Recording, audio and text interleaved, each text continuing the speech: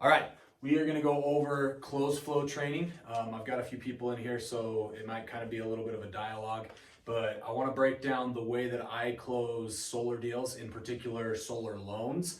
PPA is just, it's pretty much the same flow, but it's just, there's a couple of spots or a couple of points that I leave out on the PPA. So this is regardless of whether or not I've already touched on how the process works and everything like this. On the final close or the final call, when I'm wanting to get them to close, this is how I do it. I review everything, and I'll say things like, hey, like I just to recap, I talked to a lot of people, so I don't remember what we talked about. Just to recap, this is kind of what we want to dive into. So when I preface the call, what I preface it with is questions. So I say, hey, before we dive into any numbers, I know you want to know how much this costs and everything, and we'll get to that. But I want to know what questions have come up since we last talked. So I have 4 parts to my close, and that's part number 1 is questions. And all customers have some variation of the same 4 questions. The biggest question that they have is about cost. You don't want to give cost right out there, just, hey, I want to know what it costs. I preface this, hey, other than what it costs, what other questions do you have? Because we're going to dive into what the cost is. So we can just cross that out because we're going to cover that, right? The next thing is typically what happens if we move, right? Warranties. Hey, what happens if a hailstorm comes through and breaks my panel? What happens if a tree falls on it? And then net metering. Anything to do with batteries, anything to do with what happens if the power goes out, anything to do with any of those questions, I always funnel them back into these 3 things because my mind, it works very simply. And if I think, oh man, there's 10,000 questions that I've got to know the answer to, then I'm not confident in answering all of those. But if I can reframe their question, and this is actually huge in building trust, meaning if somebody asks me, hey, if we sell our home in 5 years, like what happens to the panels? And then if I reframe that, meaning I repeat back what they say, but I do it in a way that is different than the way they worded it. If I say, oh, cool, yeah, you want to know what happens when you move, we'll get to that. And typically, you're not going to want to just rapid fire the answers off. You want to be like, okay, cool, we'll talk about what happens if you move. What other questions do you have? What other questions? What other questions, right? You want to get, oh, what happens if our house sets on fire? Okay, we'll talk about the warranties and whatnot with it. Oh, what happens if a tree? Yep, okay, we'll cover the warranties again. Oh, okay, so you're validating their concerns. Anything to do with net metering? Most people don't know what net metering is. They've never heard of it. If they have, chances are they're probably shopping pretty hard, but you want to make sure you review it with them and make sure that you understand, because what this does is it puts you in the driver's seat and you are the expert, so they will listen to you.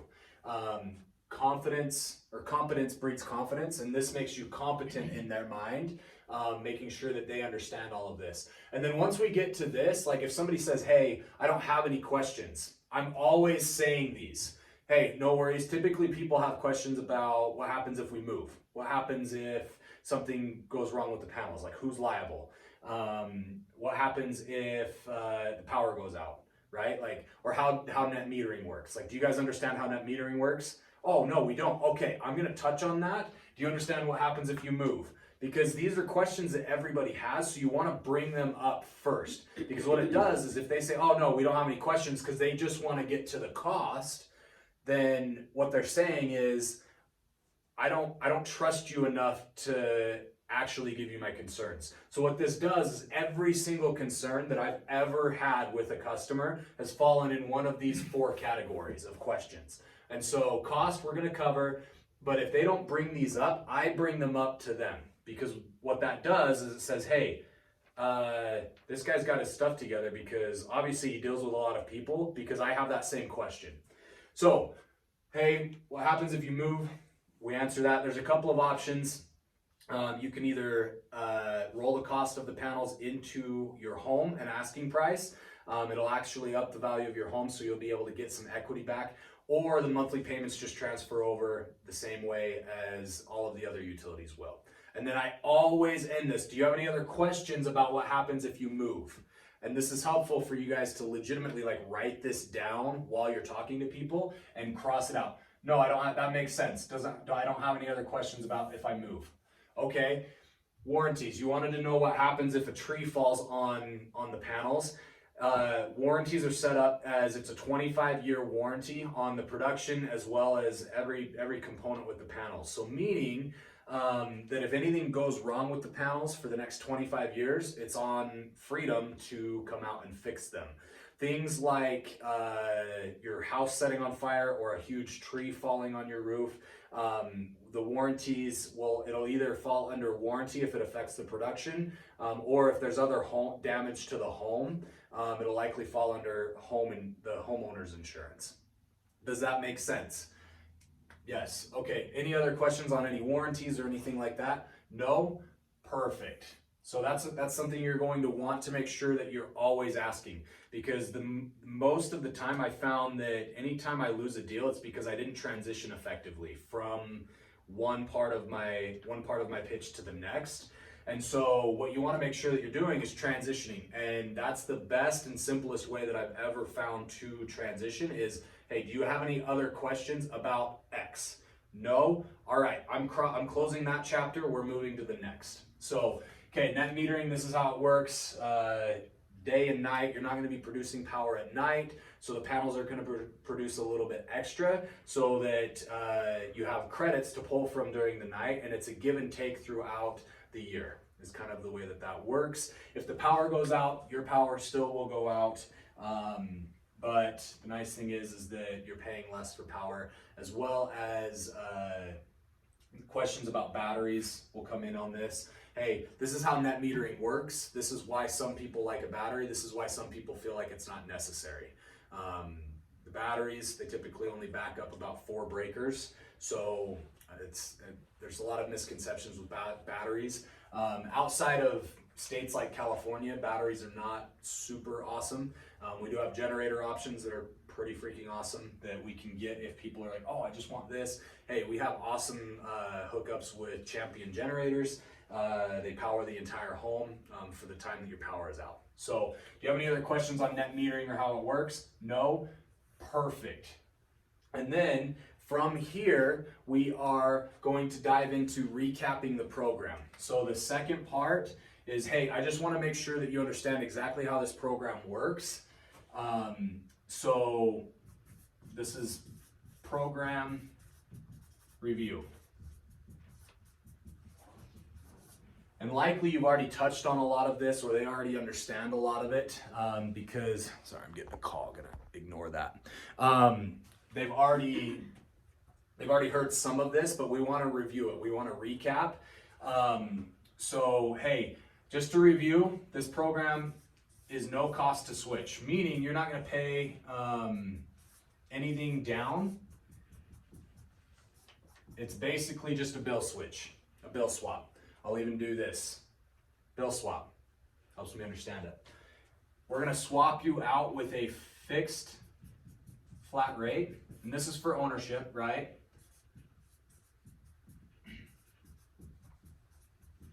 On a PPA, you could say, hey, we're going to actually swap this out with a predictable rate increase if we have a 2.9% increase per year. Hey, this gives you control of how much the utility rate increases. They keep up with inflation, but that's it on a PPA pitch. Ownership, hey, we're locking you in at a fixed flat rate, which means you're not going to have the roller coaster through the year, and it's going to be flat year over year. So at 10 years from now, you're still paying the same for power as you are now.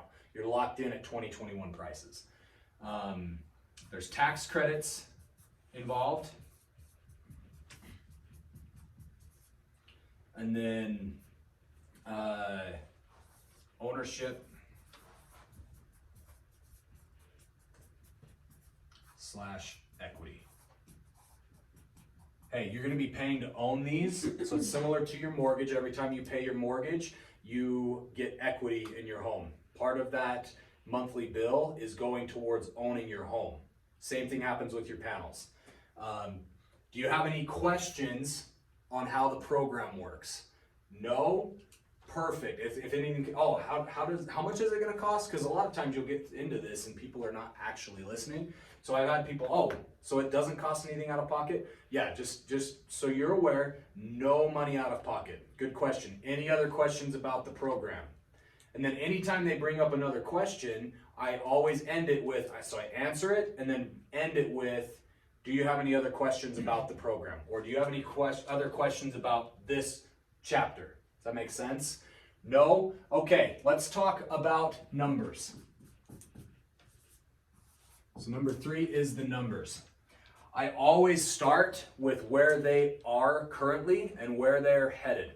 I like to preface this with, hey, when it comes to numbers with solar, what I like to do is compare best case versus worst case scenario. Best case scenario with the utility company versus the worst case with solar. It's nice because our pricing on solar, it beats the utility company hand over fist 99% of the time. So if we say, hey, right now you're spending $200 per month, and then I will pull my calculator out and I say, hey, I want you to follow this math. In my mind, the best case scenario for the utility company is that they call you tomorrow and they say, hey, we like you, we're never raising your rates ever again. So we're gonna lock you in at $200 a month on average for the next 25 years and you're never gonna have a rate increase. Pull out your calculator really quick. How much is that? That's $2,400 a year. Which is how many? 60,000 over the next 25 years. And I always stop and I say, hey, are you following my math? Okay, that's $2,400 a year. Are you following that math? Yes. Okay. And then that ends up being best case scenario, $60,000 utility company.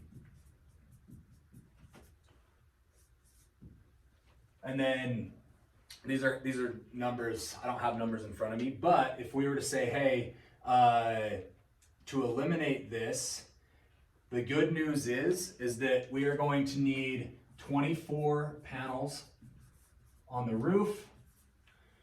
The total cost, and then I want you to understand how I do this. So I'll break this down and then I'll talk about the psychology of waterfalling the numbers down to the monthly payment. So hey, 24 panels, the total cost of everything all installed ends up being $54,386. This is a made up number. Your tax credit, so total cost, right? And you've got these numbers already in front of you. So you can waterfall. Your tax credit, what's 26% of 54 grand? That's a great question. 14,000. Okay.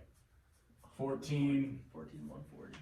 14,104, we'll say. Close enough. So 14 grand tax credit makes our net cost, what's that minus that? That's 54 minus 14, we're roughly $40,000.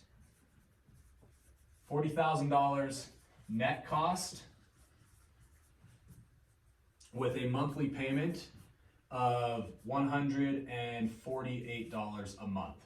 So when I do this, I waterfall down. And what I do is I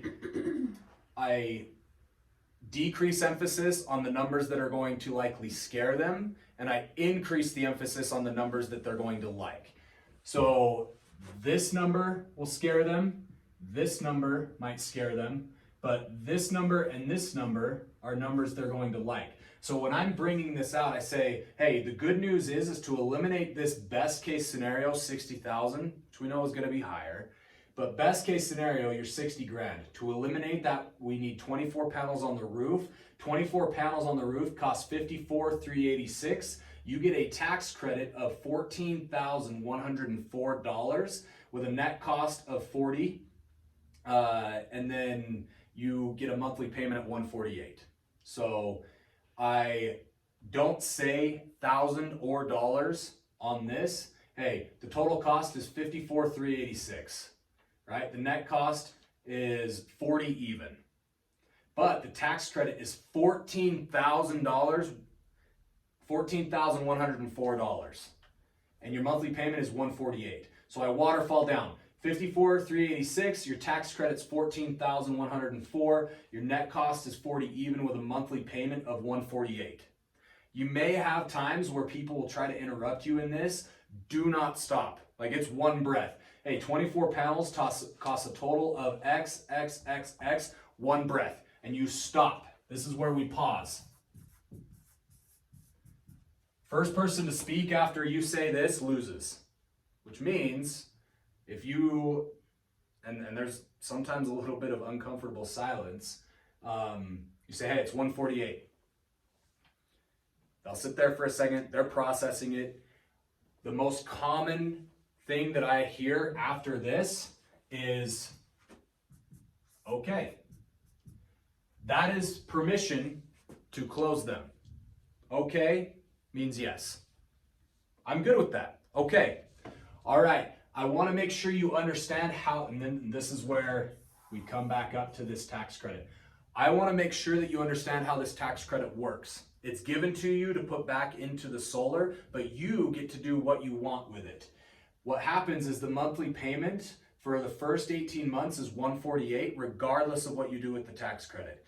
If you choose to pocket the tax credit, if you keep the $14,000, and I'll tell you what I did with mine soon, but if you keep the $14,000, worst case scenario, your monthly payment goes up to $196 a month, and that's the only time it would ever change. And so coming back to this best case, worst case scenario with solar, you're still saving a little bit of money, but the government pays you 14 grand for doing it. Does that make sense? Yes? Okay, if I'm being honest with you, most people that I talk to, they keep the tax credit. They go to Disneyland, they travel to Rome, they pay off a credit card that's higher interest, they send their kid to college, all for paying a bill that they already are paying. Does this make sense? Yes? Okay, any other questions about the numbers or the way the tax credit works? No, that makes sense. Okay. We are moving on to step number 4, which is the timeline. So this is my wordage. Okay, do you have any other questions about the numbers? No? Okay, let's talk about the timeline. We closed that out. They've already they already agreed to paying $148 a month. They're in. They said okay. All right. Let's talk about the timeline, and then this is where I emphasize, I preface, hey, I've got to send a couple of docs to you. It's pretty simple. It's a few clicks. Everything's electronic nowadays. Are you familiar with DocuSign? Yes? Okay, perfect. No, you're not. It's pretty easy. I'll walk you through it. You have access to your email right now, right? Okay, perfect. I'm going to shoot you over a couple of things. So we've got docs, and then we've got site survey. Hey, my guy's got to come out and measure the roof as well as check the electrical system. This is kind of the last step of qualifying for solar. First part is the docs. The site survey kind of determines whether or not we're actually going to be able to offer you panels at $148 a month. And then from there, we jump into permitting and things. So permit. After we get the permits back, we're able to schedule the install. And then a couple of inspections after the install.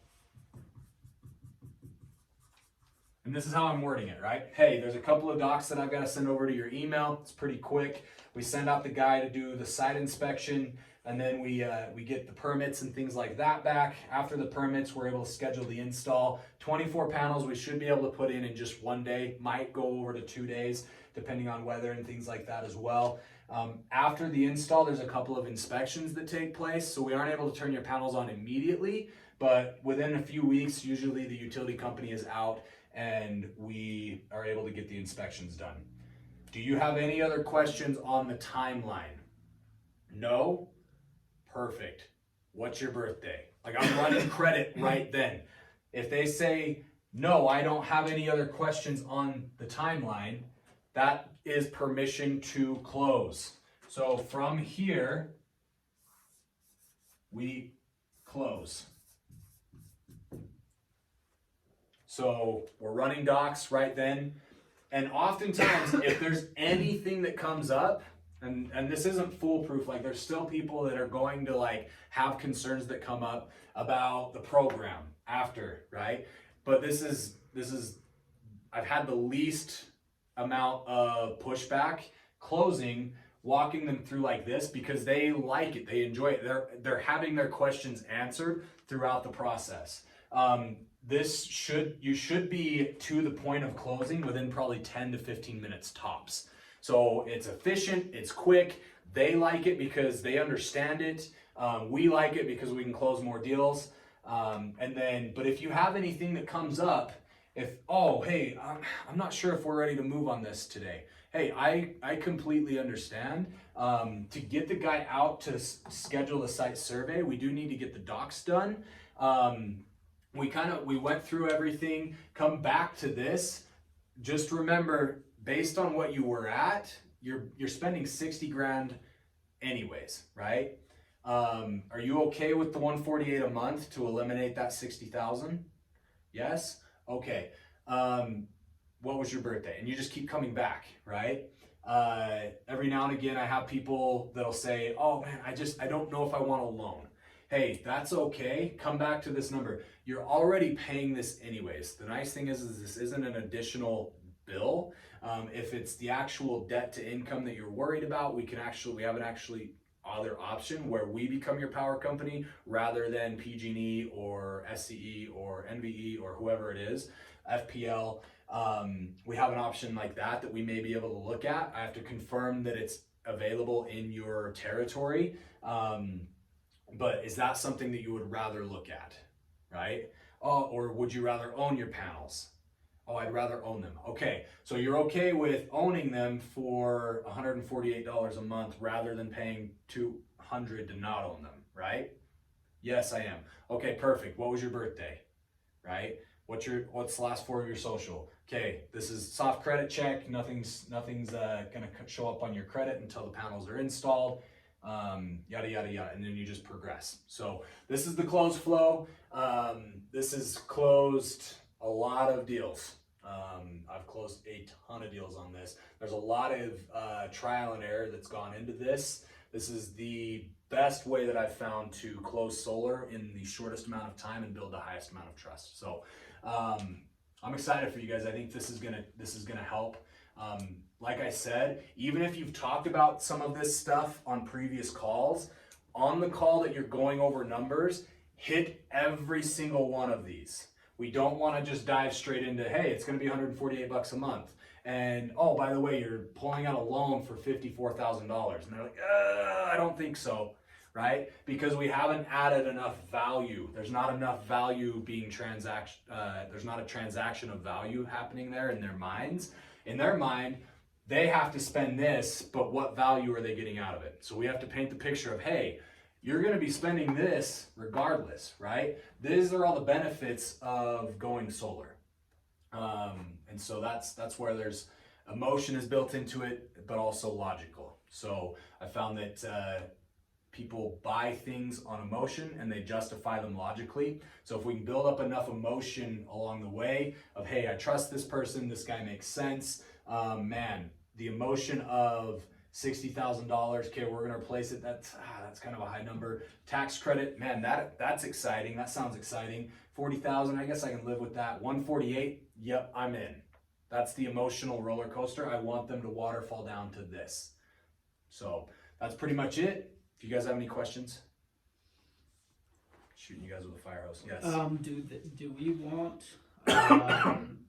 like just to close them on like owning and the loan first of all until they say they want a PPA? So you'll find out before this whether or not like what they're leaning towards, and that's going to be on another video is how to do that. But if you end up having people that balk on financing, then yeah, PPA is the way. The nice thing is that we've got a really sweet PPA option with Sunrun. The pricing on it is incredible, and it's pretty dope. So Yeah, and then same thing, right? This is a lot simpler on a PPA. Hey, you're gonna be spending 60 grand with the utility company over the next 25 years if they never raise your rates. So it's gonna take us forever to get back there. We need 24 panels. There's no financing involved. It's gonna be $148 a month, just a bill swap. Does that make sense to you? Okay, cool. To keep up with inflation, they raised this 1.99 or 2.99% per year. But to get back to where you're currently at, it's gonna take the whole 25 years anyways. Does this make sense? Mhm. Yes? Okay. And then you close them. Let's talk about timelines. Any other questions on the numbers? No, let's talk about timelines. So PPA is simpler. It's still the same structure though. I'm still going over these questions because PPA, they still have these same questions, right? Oh, what happens if I move? It just transfers over the same way as the utility bill would. Okay, warranties, we own the panels, everything's on us. Net metering, the way it works is this, give and take, right? Okay, program review, it's no cost to switch. The tax credits are not gonna be applicable in a PPA, neither are ownership. So hey, it's gonna, there's no cost to switch, and instead of a fixed flat rate, hey, it's a flat rate that has a predictable rate increase. So you are in control, right? So hey, I like that. That's the emotional sell behind it. Okay. Both PPA and ownership have their place. The biggest difference that, or as far as like the biggest thing that I look at when I'm ACing people is, hey, what's your guys' tax situation like? Do you guys usually get money back? Do you pay in at the end of the year? Like, I don't need to know like huge numbers, but, and then when I'm reviewing this tax credits, hey, people will have questions. How does that work? What's your tax situation like? Oh, we typically owe 2,000. Okay, instead of owing 2,000, you're going to get 12,000 back. So this goes against what they owe first, and then they get the 12,000 back. Does that sound good? Does that make sense? Perfect. Any other questions on the numbers? No? Timeline. Any questions on the timeline? No? Close. Right? So this is very simple. That's why I can like recite it from memory, is because one, I've done it enough, but it's also simple. Like, customers like it because simplicity sells. I like it because I don't have to remember a bunch of crap. All I have to know is 4 things. Questions. Okay, there's 4 questions people look at. Main 3 that you're going to be talking about in this section are moving, warranties, and net metering. It's good to reframe the way that they say things, right? Program review. Okay, there's 4 parts of this on an ownership, right? 2 parts on a PPA. Numbers. This is the numbers for a loan. Numbers for a PPA are a lot simpler. Timeline, pretty much the same for both. Closing, pretty much the same for both. Cool. This is it. Other questions? Yes. Yes. Are there times when they don't get the tax credit? Like, what are the? So that's why I ask, like, hey, do you guys have taxable income? Oh no, we just live on disability. I didn't know this before I started solar, but people that are on disability, the government doesn't like pay taxes on itself. So Retirement? depends on their retirement situation. Because I have some people that they're retired and they are only living on Social Security and disability. Chances are they're not going to be able to take advantage of this. So a PPA is going to make more sense. So this is before this call. We're prefacing those right on the AC. Hey, what's your guys' tax situation like? That's one of the big things that is with solar, is if you guys can't get the tax credits, we can assign those to the solar company and they give you a discount. But if you guys can get the tax credits, it makes more sense to do that. So you guys have taxable income, and this is a federal tax credit. Every now and again, there's state tax incentives as well. I think South Carolina has like $2,500 or $3,000. Austin Energy has a rebate that's $2,500. That's like a specific utility inside Texas. The Utah state, I think, is $1,200 or $1,600, $1,200 or $1,600. So there's different things like that, right? That'll be in addition to these. Hey, federal tax credit. Oh, state's also going to pay you $1,200.